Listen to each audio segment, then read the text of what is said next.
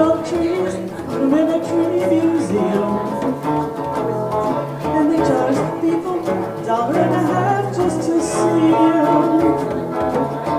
Down they always seem to go, that you don't know what you've got till it's gone. In paradise, out of the parking lot.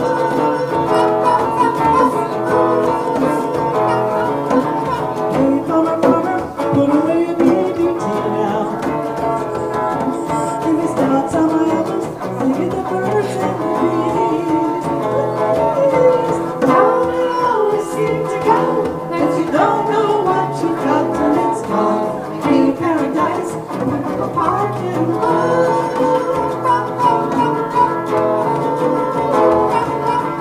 Late last night, heard that scream of sad. And a big yellow taxi took away my old man. Down they always seem to go, that you don't know what you got till it's gone. In paradise, out of the parking lot. They always seem to go, that you don't know what you got till it's gone. In paradise, out of the parking lot. In paradise, out of the parking lot. Out of the parking lot.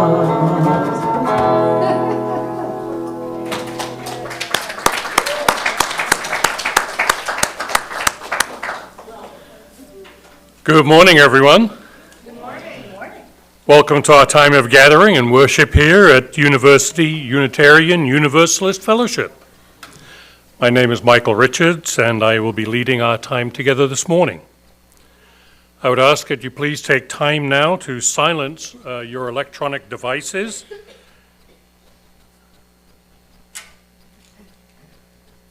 While I do that myself.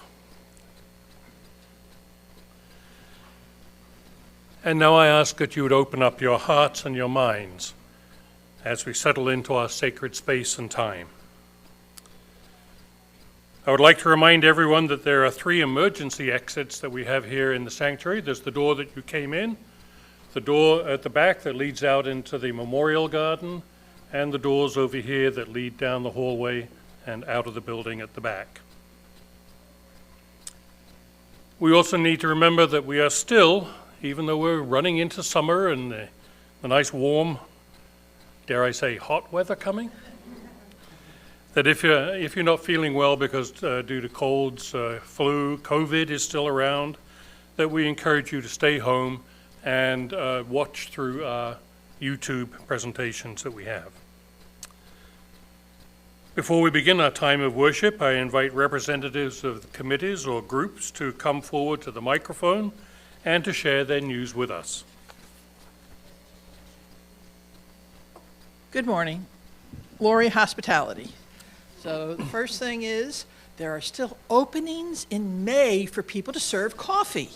So please see me after service to get your names down on them while there's still openings for you. Also, the next potluck will be May 5th, the April potluck, which was replaced by the service auction last week, lunch. Okay, thank you. Ann Peckham on behalf of the board. Just a reminder for committee chairs, our council meeting is this Thursday at 7 o'clock on Zoom. I'll send a reminder later today. And then our regular board meeting is in person next Sunday after church.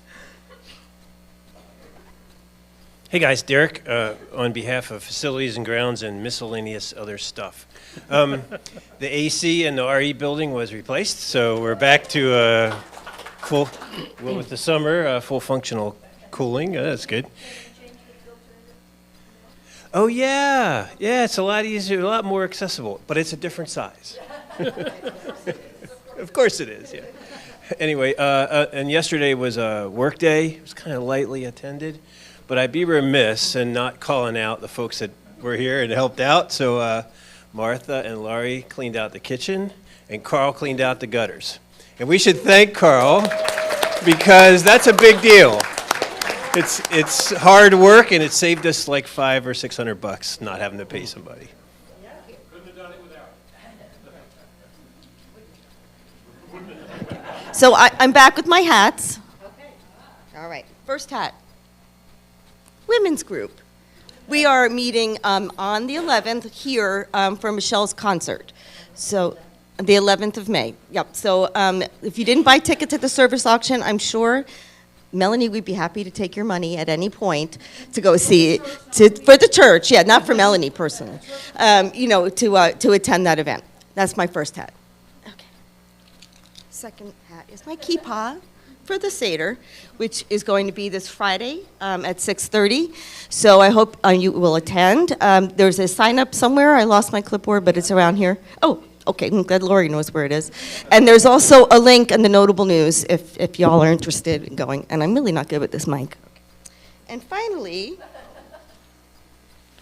Susie. So if you haven't signed up for Susie, get on there and do it because it's so much fun. If you don't know what Susie is, it is a summer camp for people of all ages, from toddlers and infants to 90-year-olds. So it's a lot of fun. We go every year. It's a great family trip, and it's pretty affordable considering all you get for it. And who's ever been to Susie? Ever. Who's ever been? So if you've ever been, these are the people that you need to ask how much fun it is and what it's all about, because I don't have enough time up here to tell you how great it is. So I'm done. I'm going to add my piece to what she had to say. There's And wear indoor. the Susie hat. There are both indoor and outdoor activities at Susie. There's things for vigorous activity. There's things for sitting.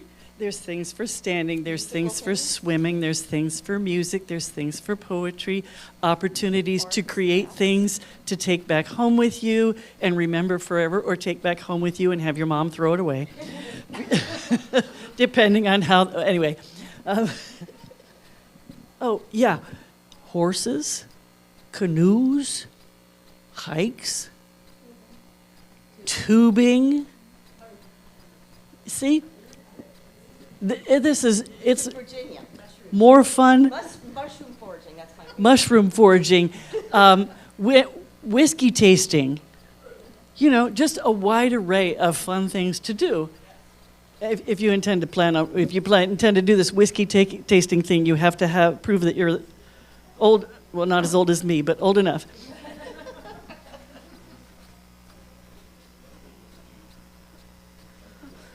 Okay, so just wanted to give you for right now, our final update for the pledge drive. So we unfortunately did not make our 100% participation mark. We only got about close to 70. And then in terms, that's right, it's never too late. And that it does include if you do need a waiver that you are responding. And so anyway, but the total pledge was $82,500. And then Sarah has given me an approximation of how much was raised for the auction, and it was about $5,300. So we would, first and foremost, like to thank Lindsay and all of her hard work and the full-time job she took on to do this.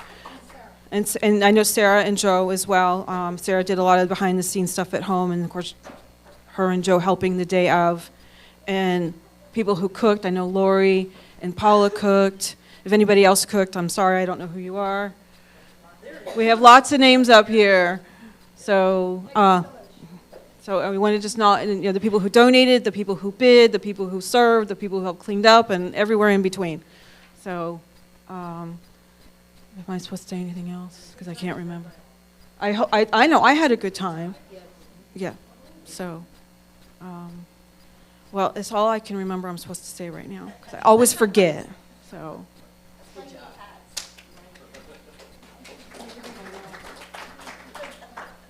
I want to say thank you to Sarah, who was my co-chair, and to everybody. My goodness, it takes a village, and everybody in the congregation seemed to have been involved in some way. This list shows the businesses who donated and the people who helped. It doesn't include all the people who are hosting events and going to events, but thank you to everybody, a big thank you. I had at the end kind of like a stand-up comedian. I had to fill in space. until Sarah and Joe were ready. I did my little triple U game, but then they said, more. And that's because the person who does sign language was not here. I tried teaching you I have peace like a river, and I said, in my heart. That's not how the song goes. The song goes, in my soul. Can anybody do soul? Soul. Now don't wiggle it, because that's ghost. Okay? So, in my soul. And thank you, everybody.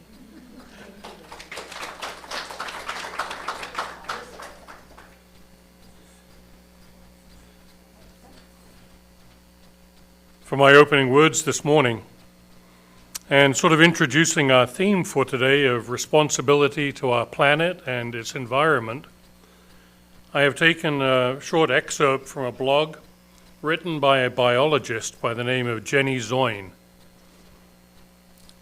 She says, environmental awareness isn't a new concept, but in the age of social media and internet news, it has become more important to be conscious of how our actions impact our surroundings.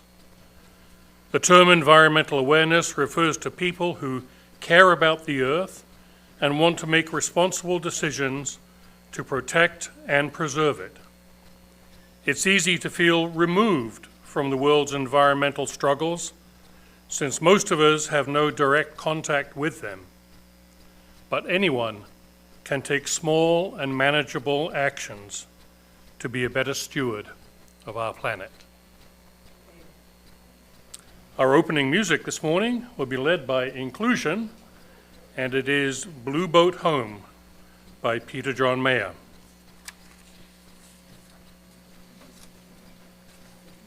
You need to look at the notes. It's 1064 in the blue book, Blue Boat Home in the blue book. Yes. And if you want to dance, this is a very nice waltz, so stand up and do that.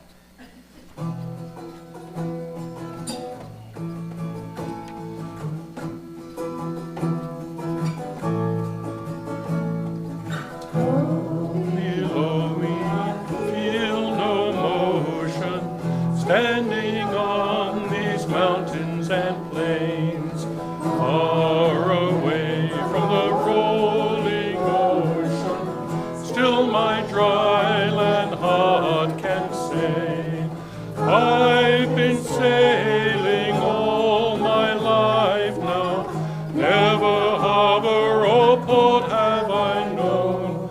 The wide universe is the ocean I travel, and the earth is my blue boat home.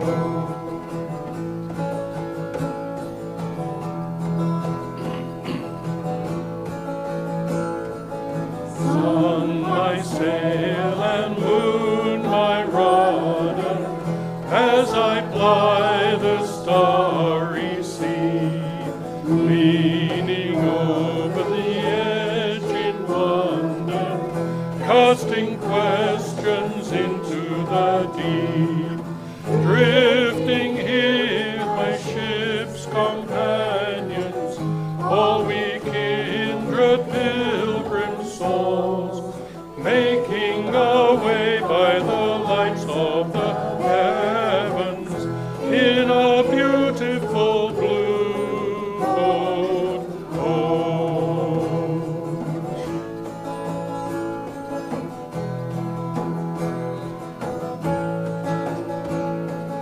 I give thanks to the waves upholding me, hail the great winds urging me on, read the infinite sea before me, sing the sky my sailor's song. I was born upon the fathoms, never harbor or port have I known. The wide universe is the ocean I travel, and the earth is my blue boat home.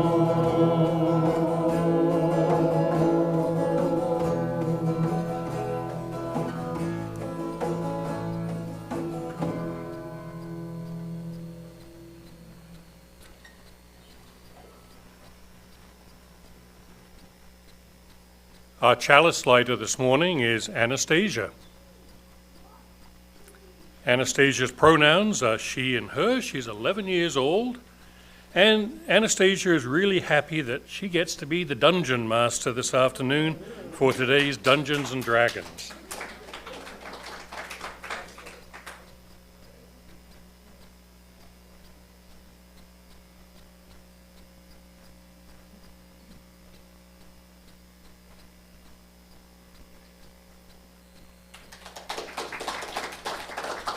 Please join me in the words on the board. In the light of truth and the warmth of love, we gather to seek, to sustain, and to share. And now join me as we say these words that affirm who we are as a faith community.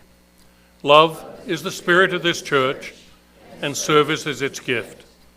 This is our great covenant, to dwell together in peace, to seek truth in love, and to help one another. I'd like to wish a warm welcome to all of you who are gathered here today, and also to those who are gathered watching us via the internet. We encourage you to visit us several times before you make a decision as to whether you want to stay with us or not. But I encourage you to come multiple times because we have a variety of speakers. We have those who speak from our own congregation. We have academics come and talk on various topics, and we have many people from nonprofit organizations that speak to us as well.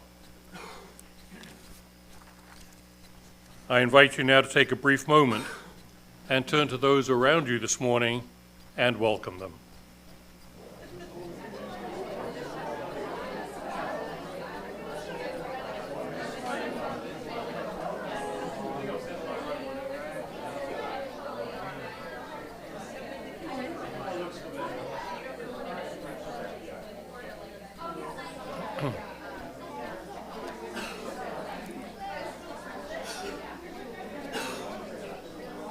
I know that this is a time when we can continue to welcome and talk to those who are beside us and around us, but let's return now to our joys and concerns that we have. This is a time when we can share briefly those things that we have on our hearts with our church family, but please remember that what you say is going out over the airwaves.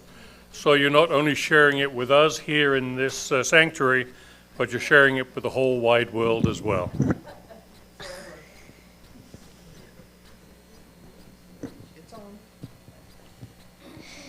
So,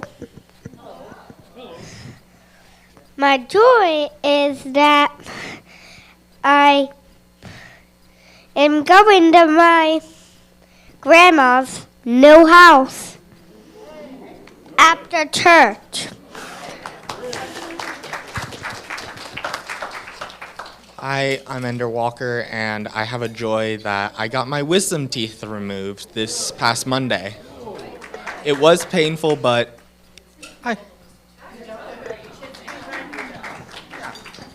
I went to Volcano Bay yesterday, and we got in by like 3 o'clock. And they let us in, even though technically we weren't supposed to be in. And then they sent us a message as we were leaving that we were now allowed to go in.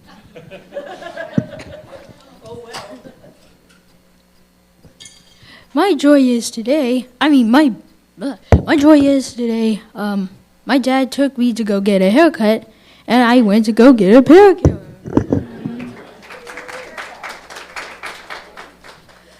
Hi, good morning. So I have a joy to share, and it's not that I'm going to my mother's after service, although I love my mom. I don't think many people here know that when I was in high school, I studied abroad in Japan for a year. And that was a long time ago. That was 25 years ago. And I have not been back pretty much since. And so this Friday, I will be going to Japan to reconnect with my host family. So been looking forward to doing this for a very long time, and well, you all know Aiden. He's turning 15 in June, and this is his 15th birthday gift, is he's coming with me. So we're both very excited. Thank you. So wish us luck. It's been a while.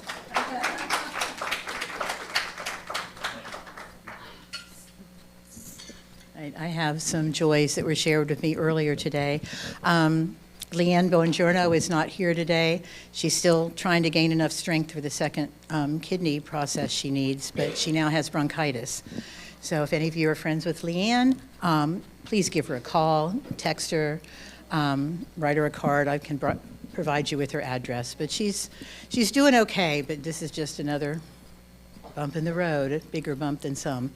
And Joey, you know, she mentioned a couple of weeks ago that Joe is now in a new place, the Veterans Administration nursing home in Lake Baldwin, and it comes and goes how well he's doing there, but he fell yesterday and would not go to Winter Park Hospital, so this morning she's not in church. She's taking him down to Lake Nona. And just keep Joey in your thoughts and prayers. Reach out, text if you can, send her a card. It's really a rough road right now that she's going through. So that's all I have this morning. Good morning, Lorraine Williams. Derek let me know this morning that I have quite a box of recycling over there, so I'll plan next Sunday to take it home with me. So if you have stuff to bring, little stuff, batteries, small appliances, whatever, let me know, or bring it and I'll take it next Sunday, yeah. And just to let you all know that I've been on a 4,000-mile vagabond tour. That was amazing. I went to see the eclipse, and I was under the line of totality, so I got to see the whole thing. And I went up into Oklahoma to a Seminole Nation museum. I went to a magnificent arboretum in Kansas. I went to a old trading post in Colorado. What else? Oh, dark sky. I went to a dark sky park in Texas and saw my million stars. It was lovely. It was lovely. I highly recommend it. Such a thing as a dark sky. Yes. It's away from all the ambient light. Yeah. Derek, I have a joy. I'm usually I steer a pretty even keel, but today I do have a joy, and that is that Erin is here today, and she'll be the speaker, and you'll get to see what we see. And that's extreme passion for the environment. And I urge you to fasten your seatbelts and grab the Jesus handle, because she gets pretty excited.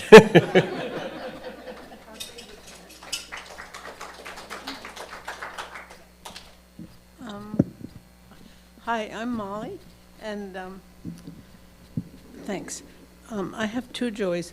One is that our granddaughter Anna gave her capstone musical presentation from UCF, and it was wonderful. She's gets real nervous, but she was as calm as could be and did a great job.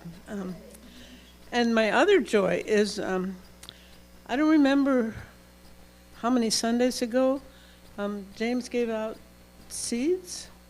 Yes, and our zinnia is this big. So we planted it in our box. We have a raised box. So thank you.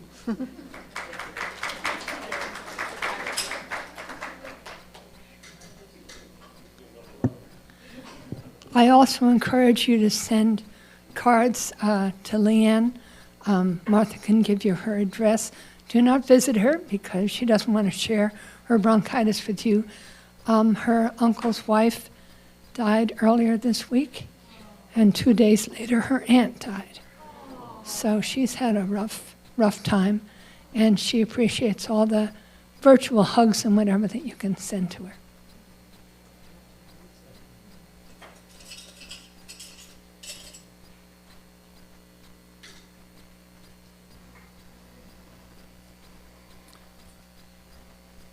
We have had a lot of joy and a lot of concern raised up to this morning. I would invite you to take a moment of silence, lift up those things that we've heard about today, but also lift up those things that we carry in our hearts.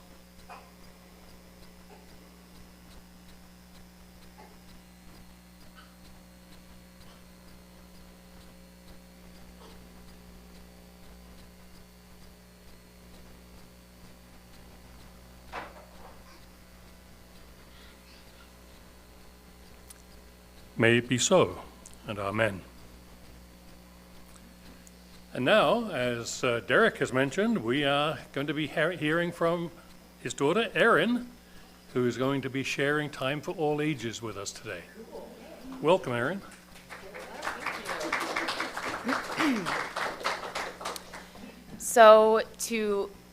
I'm Erin, as everyone has said. It's great to see you all this morning, and thank you for allowing me to come in and present.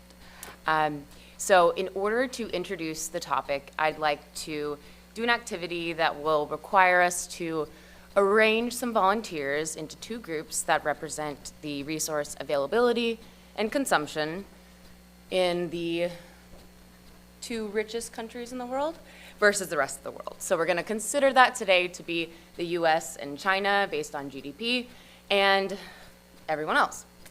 Can I have 10 volunteers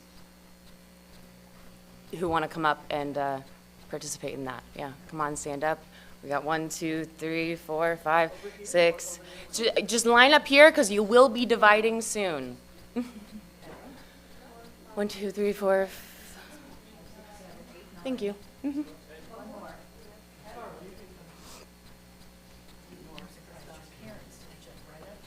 I guess they were just allowing others to experience my wonderfulness.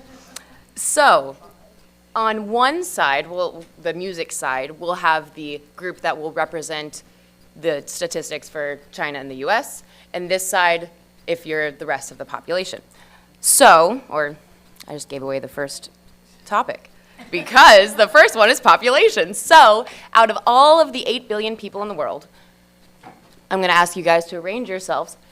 Some of you should be over here. Some of you should be over here. How many people do you think should be over here? You each represent about 10%. So,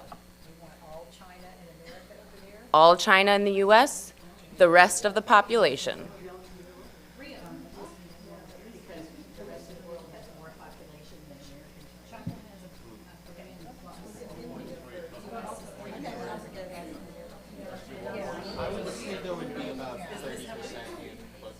All right, is this your final answer?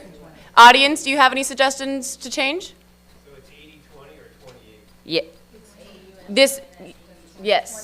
Yes, Mom, thank you. Okay, hush. That's China and America, this is the rest of the world. Yes, and you know what? You guys got it right. Pretty smart. Let's give them a round of applause.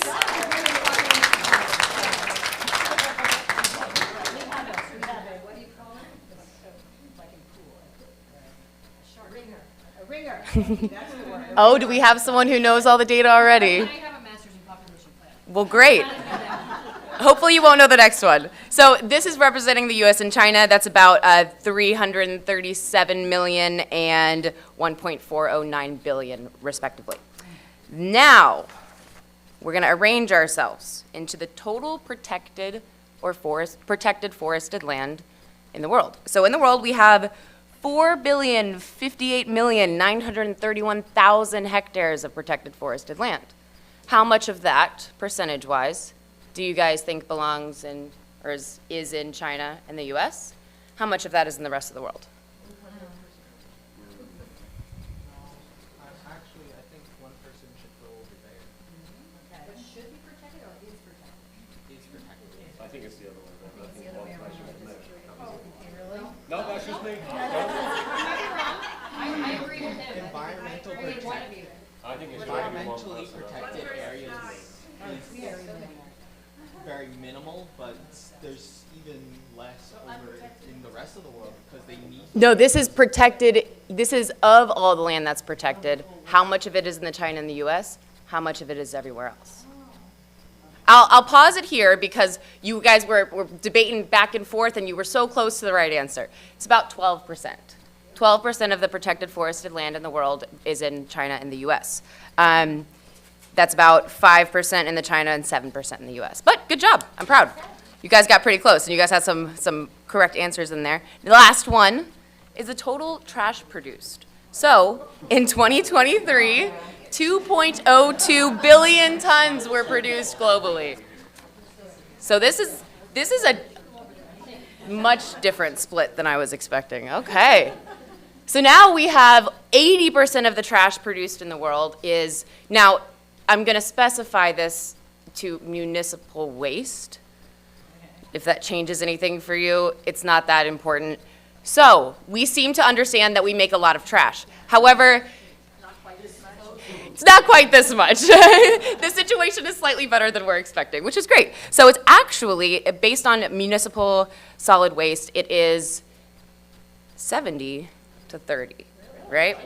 Now, if we're talking about electronic waste, if we're talking about, yes, there are different types of waste, right? This is the one that is easiest to represent like this, right? So we did pretty good. I'm happy to see that we have a decent understanding so far, and I'm excited to help further that understanding. All right. So, thank you. I didn't mean to clap for myself. Great job. Oh, cool.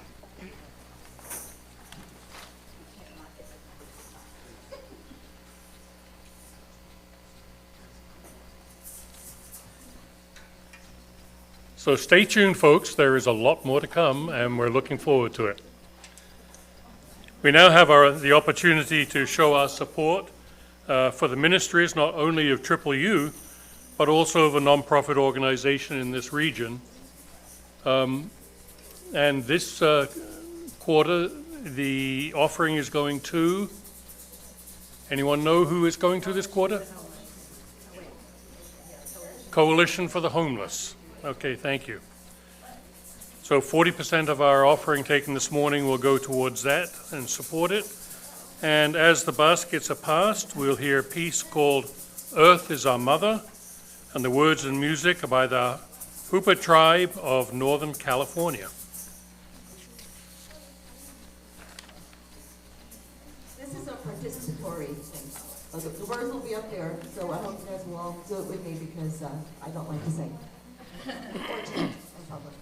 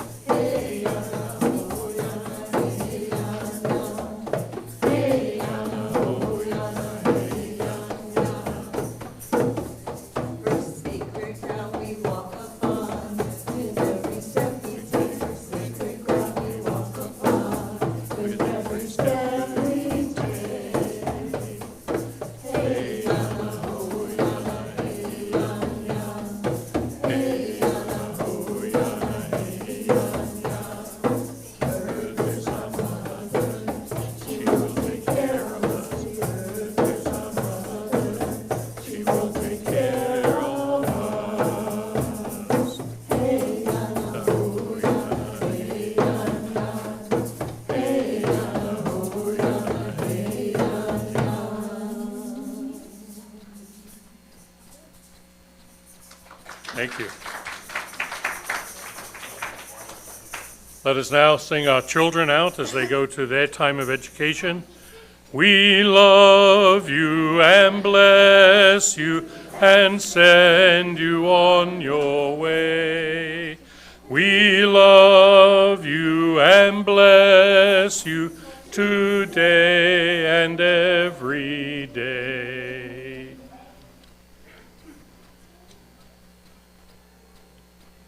Well, as you've already heard, our speaker this morning is Erin Catlin, and she'll be talking about our planet, our home, and our responsibility.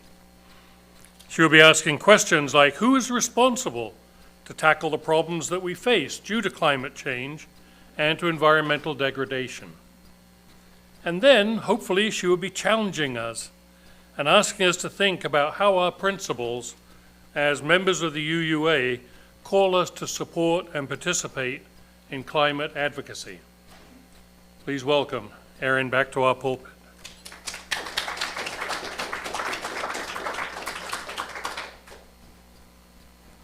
All right, thank you again. So Many of you, well, some of you know me. Many of you just met me today or heard me speak for the first time today.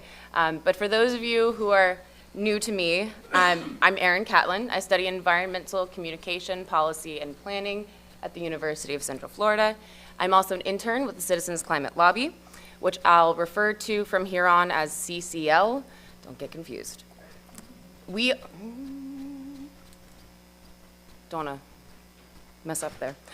So we're a nonprofit, nonpartisan climate lobbying organization that harnesses the collective political will of the people to support national legislations that will deliver on climate solutions.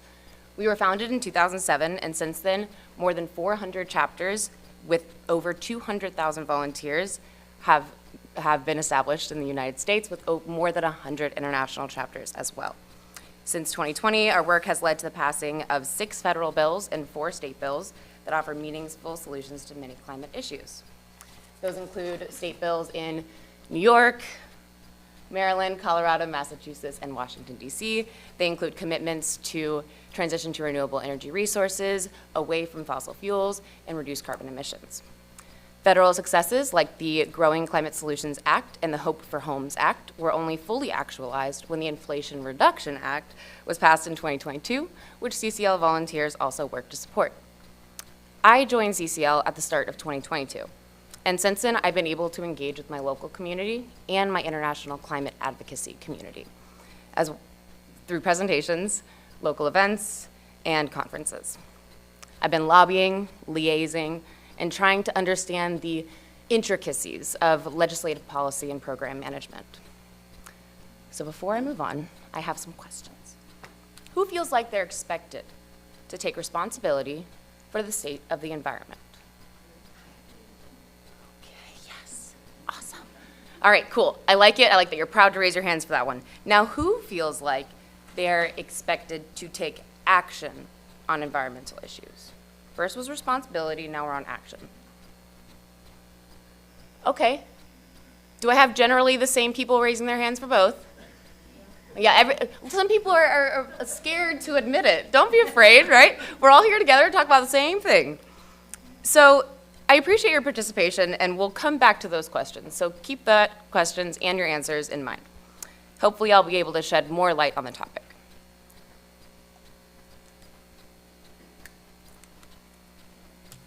So the term climate generation is one that I've come across in my research for school, as well as in conversations with my peers. In a journal published by the University of Vermont, it's described as people born between the 1990s and the early 2000s. It's the first generation whose members have spent their entire lives with climate change's effects, and it's the most well-positioned to address the challenge and work towards building transformative solutions. As a 98 baby, I've always felt like I don't quite fit into the millennial or Gen Z generation. However, I fit right into the climate generation. You see, my first real exposure to the truth of our environmental situation happened when I was 7. And I remember it well. It was on January 19th, 2006. I did have to look up the date. I'm not that good at memory. I didn't remember that date from when I was 7.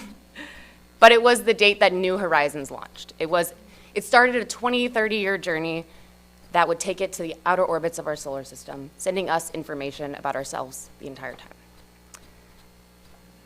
After my teacher took us out to see the launch and explained the mission, she asked us to imagine how we might grow and change in the time that New Horizons was doing its discovery. Then, for the first time, I was challenged to think about the future in terms of something other than my own life. Because in that very next lesson, we learned that ice caps and glaciers were melting. Rainforests were being deforested. Water bodies were being polluted, and species of plants and animals were becoming extinct due to human activity. I was 7 when the idea of climate change changed my life. I started paying attention, and once you do that, you can't sit idly by and watch as those in charge refuse to take action. Since then, I've met many people with similar stories, people who have been made to fear due to the actions of the past, or fear the future due to the actions of the past. Fortunately, though, many of us have chosen to take an active role in reshaping the future we were handed. We fit into the climate generation. And let me tell you, the youth activists I've met have blown me away. I met 2 girls in DC who, their sophomore year of high school, spent 8 months to organize over 100 student advocates, obtain endorsements from local leaders, present their goals and their desired outcomes to their district school board, and get a resolution adopted. That's no small task, as the district pledged to dedicate tens of millions of dollars to update utilities and purchase EV vehicles, EVs. Yes, we can get some round of applause because this can be seen repeated across the country. These students don't come to play because their very future's at stake. However, another group of climate advocates has left me even more awestruck. Retirees, grandparents, and veterans, almost all of whom had non-climate related careers, are by far the largest group at any climate conference I have attended. Many also volunteer with other organizations. One that I'll give some free publicity to is called the Third Act. They describe themselves as a community of Americans over 60 determined to change the world for the better. The Third Act harnesses an unparalleled generational power to safeguard our climate and democracy. Their work is especially inspiring to me. Unlike in youth-led campaigns, there's no mention of the future in their mission statement, though their actions will ensure that future populations are afforded the same services that their environment provided to them. They remind me that now is always a good time to take action. Within my Seminole Orange County chapter, there's more even distribution between generations, but we still nowhere near reflect the youth-led movement that many seem to expect. Our chapter co-leaders are a working pharmacist and a retired social worker. Their collective experience that our members add to our chapter is diverse. We're made up of teachers, students, engineers, lawyers, small business owners, and more, both working and retired. Over the past 2 years I've been with them, I've been the only one in with a university education in environmental studies and an intent to pursue the career in the field. I was surprised at this by first, but now I see that this is a crucial part of this movement.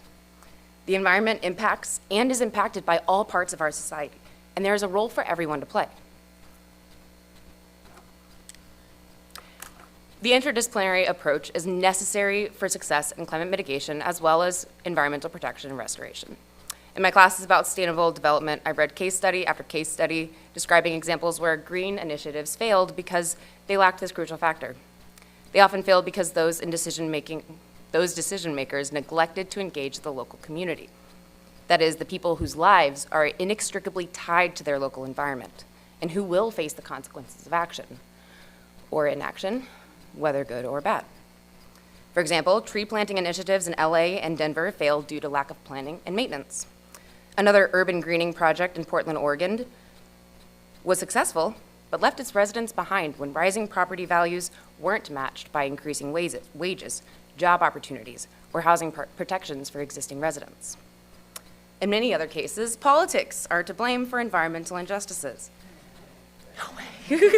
And in a time where political partisanship can feel insurmountable, CCL's nonpartisan nature has been a breath of fresh air.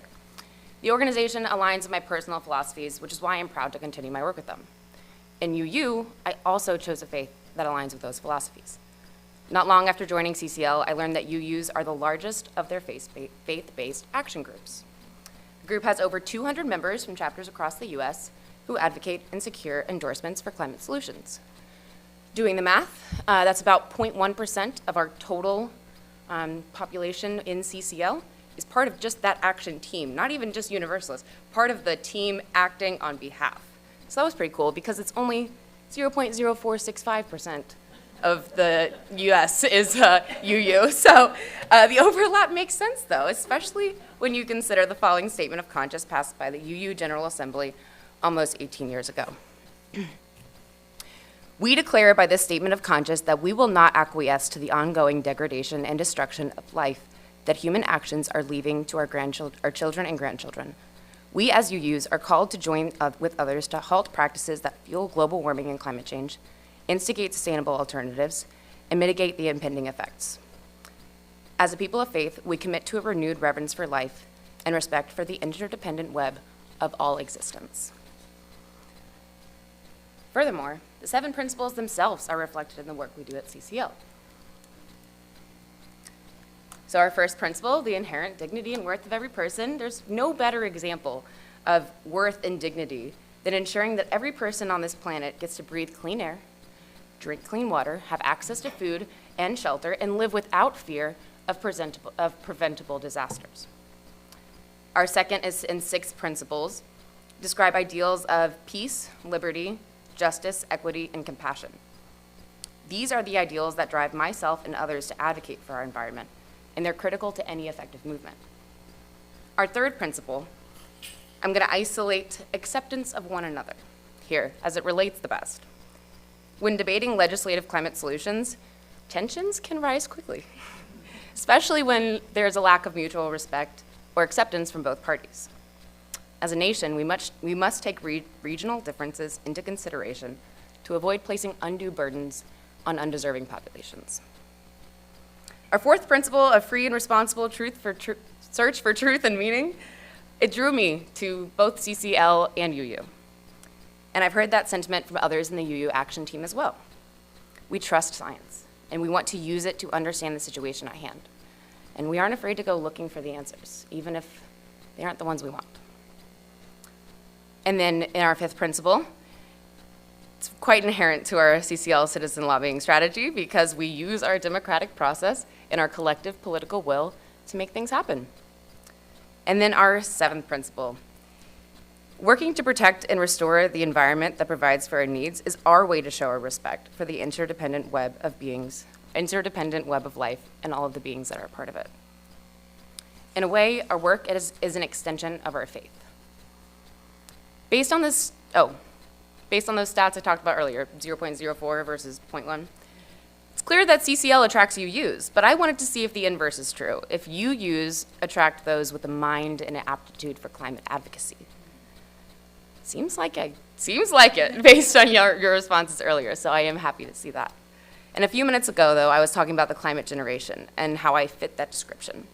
Some of you probably fit that description as well, and if so, would you mind raising your hand? If you fit the climate generation description, where your entire life you have been aware of the climate issues. Yes? Okay. I like that even you, because I'm so sorry. She made me want to skip ahead. You got me so excited. I'm going to get to you in just a second. I appreciate it. So sometimes I like to think of myself as an eco-warrior, right? It's fun, it's edgy, it sounds heroic. It's a term that's already been given to me by media, and you know what? I'll take it. However, being an eco-warrior and fighting for environmental justice shouldn't be the default expectation implied by someone's age. Because on the other hand, a commonly held notion, especially among millennials and Gen Z, is that the boomers are to blame for all of it. I hate to say that I've heard this rhetoric repeated many times, and I want to make it clear here and now that boomers are not to blame for climate change, for global warming, for degradation of the environment. No one generation is to blame. Though industrial and agricultural activities by humans have certainly played significant roles in shaping the state of our climate today. Now, can you raise your hand again if you responded, hi this time, if you responded that you feel like you are expected to take responsibility for the state of the environment? Raise it one more time. Now leave them up if you thought of take responsibility as take the blame. Okay. Okay, all right, Dad, thank you.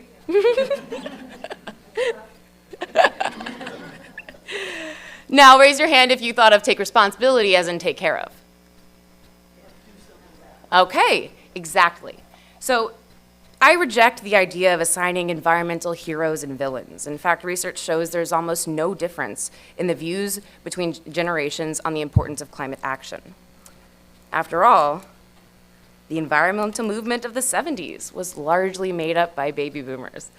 And yeah, and this is the movement that brought us the very first Earth Day 54 years ago today. That same year, the National Environmental Policy Act, NEPA, was signed into law and established standard expectations for environmental protection by the federal government. The Clean Air Act was also passed, as was the Environmental Protection Agency was established. The Clean Water Act followed in 1972 and the Endangered Species Act in 1973, along with dozens of other laws, rules, and regulations that followed in the next few years. I think my predecessors knew at the time that they were part of something great. And I think that we are too. And I think maybe there are some people out there who were part of that movement. And if so, I thank you, and I would love to shake your hand and tell you personally. Instead of dividing ourselves and arguing about who's to blame and who's to take the mantle, our planet, country, and communities can only come forward by coming together. We know it's possible, we know it produces the best outcomes, and as you use, our principles call on us to do so. It's fair to say that the term climate generation doesn't fit for more than half of our congregation. And the same goes for most youth-led advocacy groups. So maybe the climate movement is better, although that's just boring. Or maybe it's the era, but that makes me think it's gonna take forever. I like to call us the wave. We are not one thing in one time in one place. We spark changes in each other. One movement leads to another, leads to another. Either way, it requires collective action. Realistically, there's only so much responsibility that we can and should take as individuals in regard to climate solutions. Sometimes, even though your intent is to act sustainably, there are too few or no good options for you to do so. For example, if you want to use your car less, but there are no good public transportation options, you feel stuck. This can be described by the attitude-behavior split. It's a social science term that describes when you can't behave in a way that aligns with your attitudes. Because sometimes we aren't in control of every choice we make. And this is a big contributor to what's known as climate anxiety, which I'm sure some of you have heard of, probably experience, and there are some ways that we can solve that. The most recommended way is to take action. Oh, no. Cool. So, you can take action as an individual, as a group, but either way, we need to influence institutional change. And the only way we can do that is through policy reform, infrastructure investments, industrial influence, and technology innovation. How do you do that as an individual? You start the wave.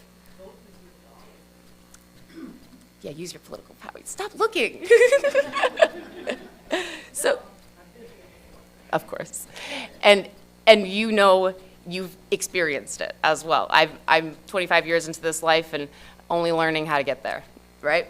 So, explore. That means starting conversations. Going outside even, just exploring an ecosystem that you're interested in or want to protect. Explore your interest, do the research, dive in, fall down the rabbit hole. And then have a conversation with your friend or your neighbor or the random person who you just had to stop to tell them what you learned, right?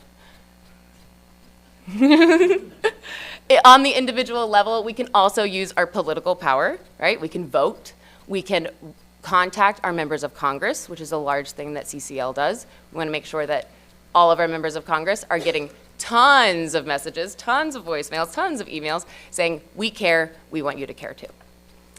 And then inside of a group, you can often find some more fulfillment and purpose, and sometimes the sense of community is helpful. So joining a like-minded group, like I did with CCL, or like Third Act might offer, or like Ideas for Us, Jen Cleo, there are so many. And if you find one that you align with, it can help to make you feel like at least we're doing something, right? At least every day I do a thing, I'm not doing nothing. And then, and then using your political power, you can also become a citizen lobbyist. Ooh, it's what I do, and it's really fun. If you have any questions about it, you should definitely get in touch, right? And then the last thing,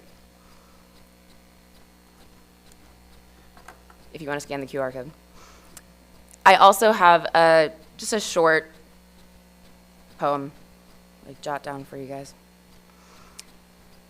We are a wave, shaken by disturbance, building slowly under the surface, calmly connecting, collecting the masses. Each ripple causes the next to rise, emerging as an unstoppable force. We are the accumulated energy of our predecessors, carrying that movement forward. But we are not a tsunami. When we crash, the beach will be clear and ready to build anew. Thank you.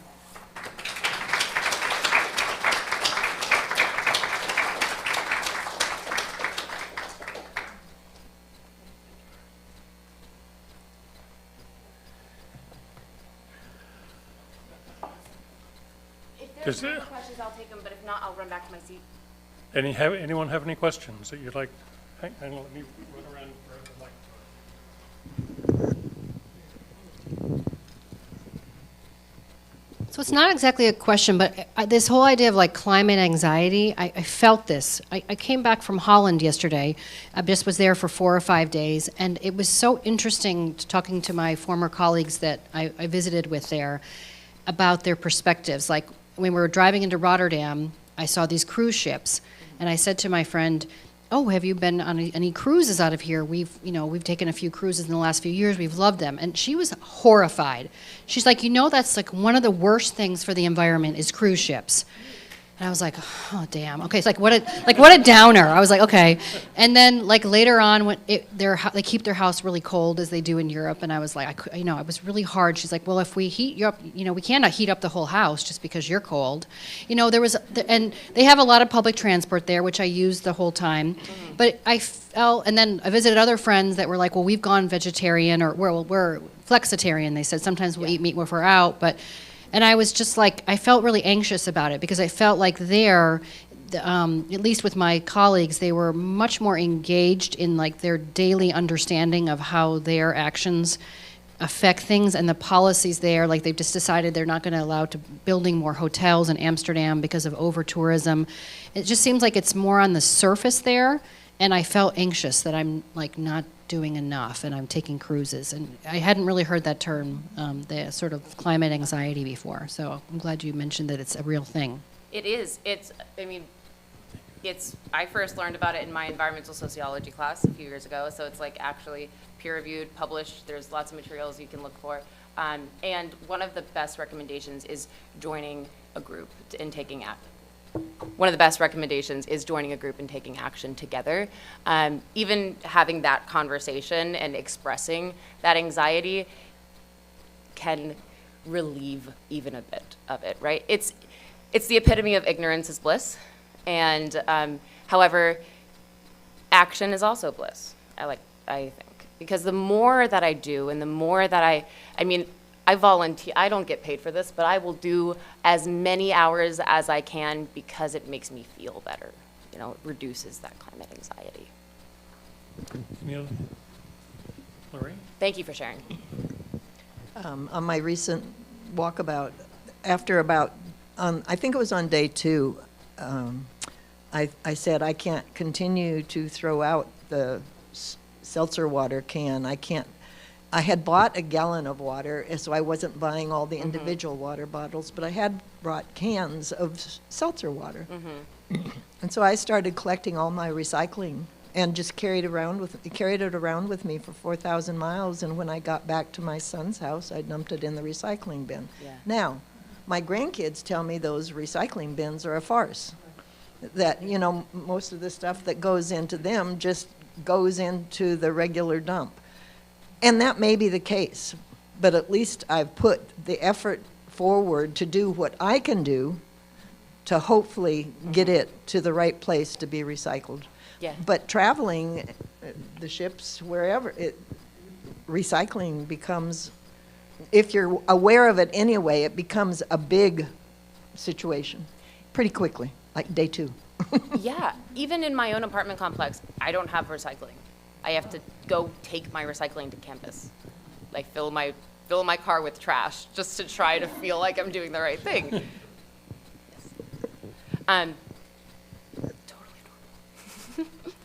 I'm also concerned about the effectiveness or ineffectiveness of recycling. When the first recycling we did was the newspaper boxes and the tin cans, and that was all we were doing. And then they had a yellow box for newspapers and blue for that. Then they said, oh, now we're going to do single stream recycling and dump it all together, which didn't make sense to me. And now I hear that an awful lot of what gets recycled ends up in the dump or the ocean anyway. And how can we effectively recycle? So recycling is almost its own beast. There were in the movement and the energy of the environmental movement, we wanted recycling, and we wanted to make sure that everybody could recycle, right? And then we wanted to make sure that it was easier to recycle. So we were like, let's do single stream. Personally, I think single stream is where things got befuddled, a little bit messed up, because we didn't have the resources, investment, infrastructure to sort that single stream. And also, there wasn't an education campaign about actually how to properly recycle. Like, there's things that you have to do as a consumer to properly recycle something. Either, in my opinion, tell us what to do, put it on the package, right? Put it on the package without some weird code that I have to look up, by the way. Or make it not my job, right? And that's what single stream was supposed to do, is make it not my job. However, it still kind of is our job, and that's why I think the recognition of the failures of recycling have led to the movement for reducing single-use items and plastics and things like that. So that's where I think the movement has kind of shifted. I'm sorry. Thanks, Michael. No, just to that point, something that I've noticed Orange County's doing, which I think is a good thing, but it seems to be pissing a lot of my neighbors off, is they will go through neighborhoods and they'll have like a little group of people that goes through everyone's recycling bin, and they will check what's in your recycling bin, and if you have things that are not supposed to be there, they will tag your recycling bin, and they'll put a little note on it with like basically like pictures of things that go in it, and basically it's like, oops, you made a mistake, and so basically what happens is your recycling doesn't get picked up. Yeah. And well, I mean, yeah, I think they do a warning and then it doesn't get picked up, and I think it's a great effort and I'm glad they're doing it, but what I'm seeing with my neighbors is that they basically are like, well, I'm just not going to recycle anymore. And so it's hard. It's hard to get people to actually like do the things you need them to do. But I did want to say, at least Orange County is doing that. And I've lived in 2 different neighborhoods, and it happened in both neighborhoods at different times. Wow. It's like a little army that they have of people that they hit a neighborhood, and then for several weeks, every week you'll start seeing the cans. And then when you actually have everything that's right, you get a little congratulations, too. That's the kind of group that you guys need to join if you really care about recycling, right? Well, I think they're employees. Oh, okay. Yeah. I would do it for free. My dad does it for free. He walks around the neighborhood and he picks up trash and he puts it in the right place all the time. Mm-hmm. Yeah.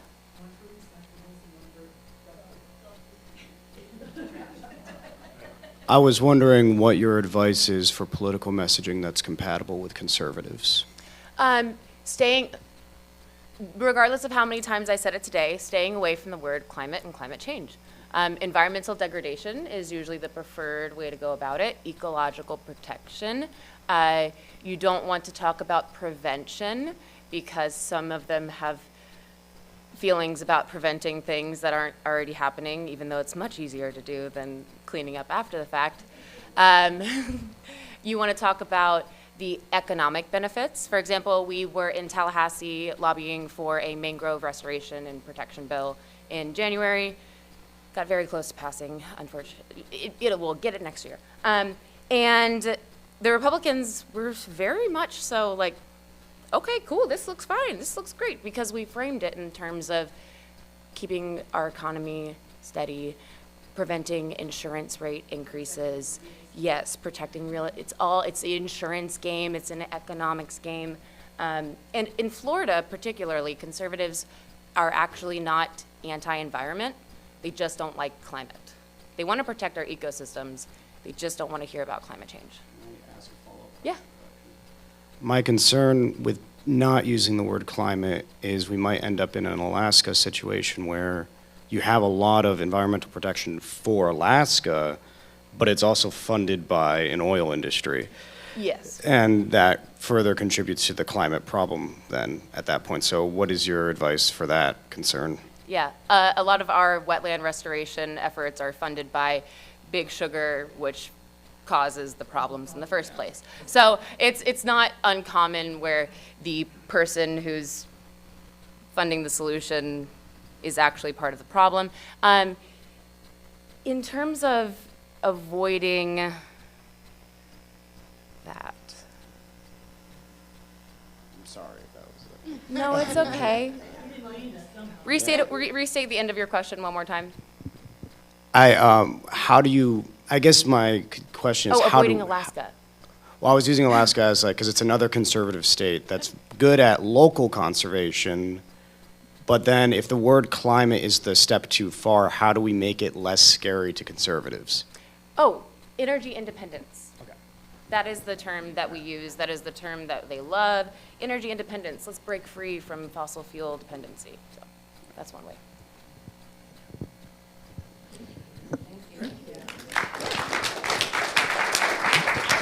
Thank you all so much.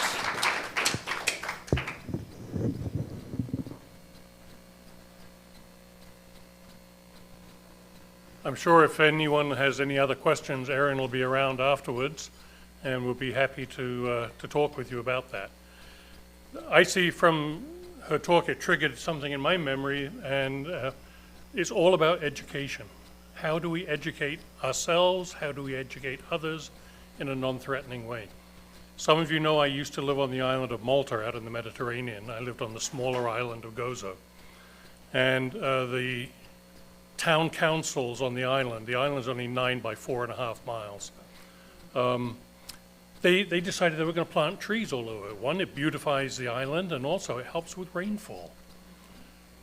The day after the saplings were planted, they were found cut down on the side of the road by the farmers. The farmers were not, well, no, they were not educated on the advantages of having trees. They thought having the trees would suck water away from their fields, so they were a danger to them rather than actually being a benefit for them. So it is about education, and Erin, thank you so much for educating us this morning and letting us know how we can help. Thank you.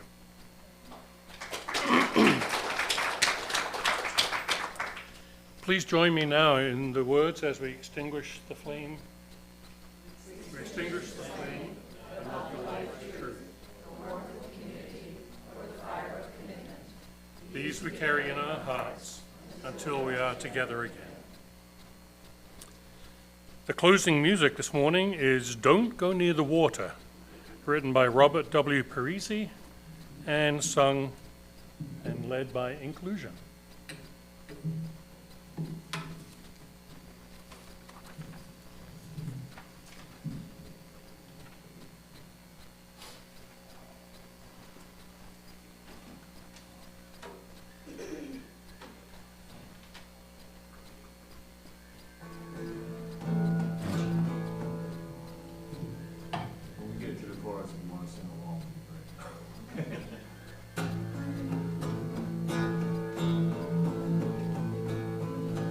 Fountains in the mountains comes the water running cool, clear, and blue. And it comes down from the hills and it goes down to the towns and passes through. When it gets down to the cities, then the water turns into a dirty gray.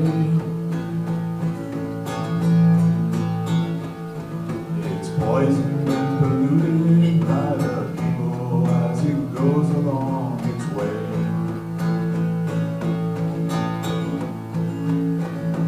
Don't go near the water, children, see the fish all dead upon the shore. Don't go near the water, 'cause the water isn't water anymore.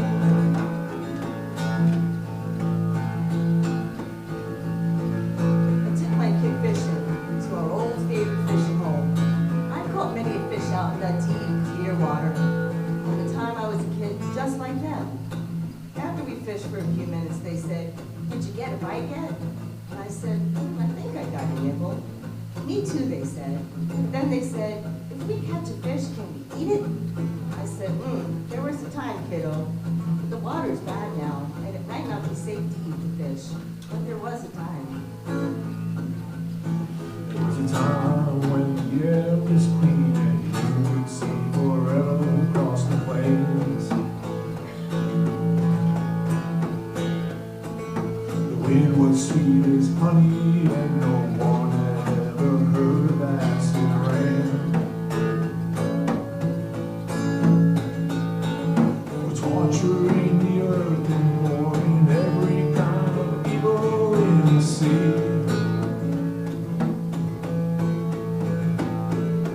Violated nature and our children have to pay the penalty. Sing along. Don't go near the wall and children see the fish all dead on the shore.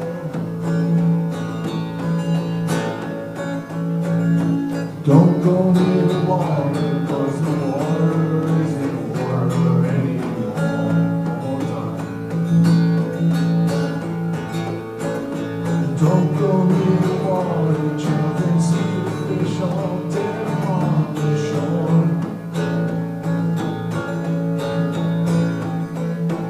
Don't go near the water, cause the water isn't water anymore.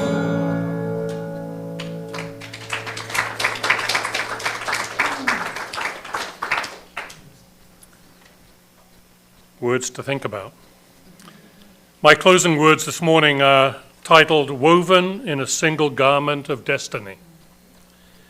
They were written by the Reverend Dr. Sarah Lindsay, who's a lifelong Unitarian Universalist and currently serving a church in Ridgewood, New Jersey. We are not alone, though sometimes we forget that truth. We are woven into one cloth, one gorgeous blanket designed for use, for comfort, to sustain, and to love.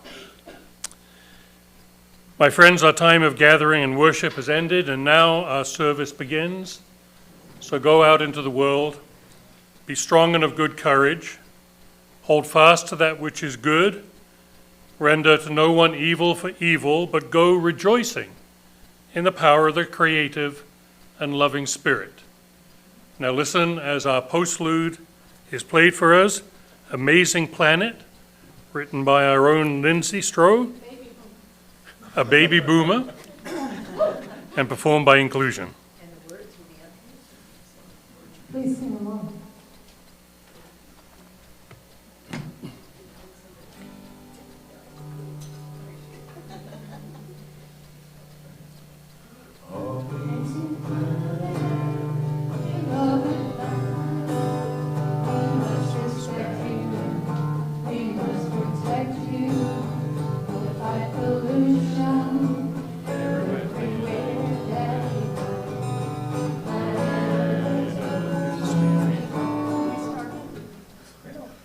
Amazing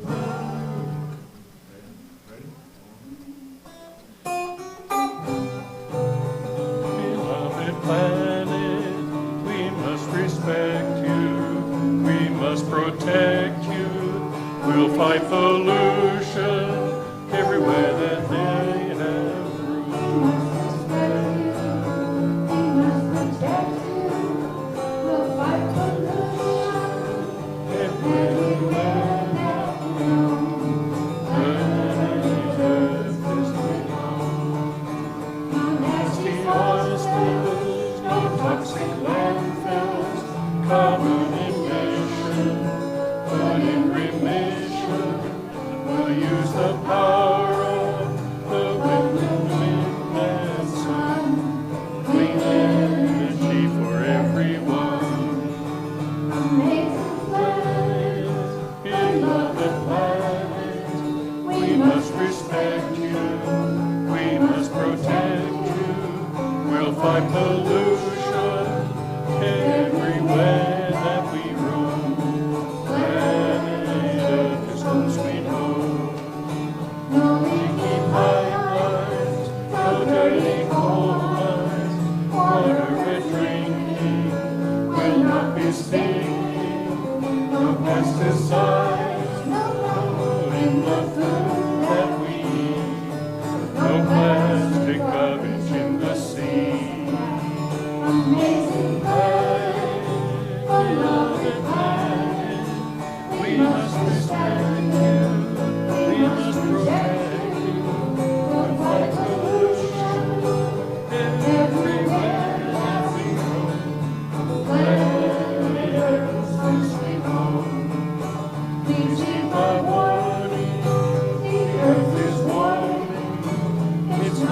rising, as seas are rising, we must cut carbon, protect the ozone layer, fight for pure water and clean air. Amazing planet, we love it well. We must respect it, we must protect it. We'll fight pollution everywhere that we roam. Planet Earth must be home. Planet Earth is home sweet home. And now please let the conversation continue and enjoy some drinks and snacks to eat. Thank you.